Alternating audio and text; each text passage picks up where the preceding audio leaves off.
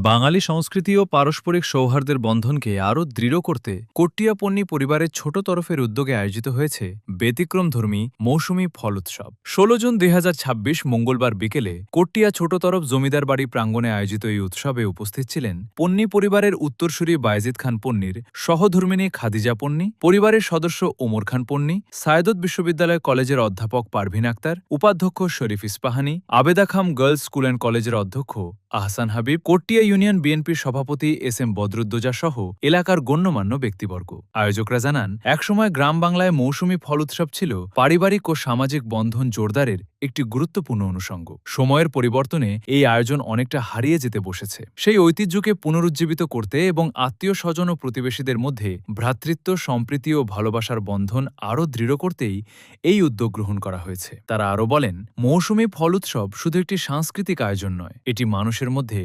আন্তরিকতা, সৌহার্দ্য ও পারস্পরিক ভালোবাসা বৃদ্ধিরও একটি মাধ্যম। এমন আয়োজন নতুন প্রজন্মকে নিজেদের শেকড় ও ঐতিহ্যের সঙ্গে পরিচিত হতে সহায়তা করবে। অনুষ্ঠানে অংশগ্রহণকারী এলাকাবাসী ও আত্মীয় স্বজনরা এই ব্যতিক্রমী আয়োজনের জন্য পন্নী পরিবারের ছোট তরফকে ধন্যবাদ জানান। একই সঙ্গে ভবিষ্যতেও এ ধরনের সামাজিক ও সাংস্কৃতিক আয়োজন অব্যাহত রাখার আহ্বান জানান তারা।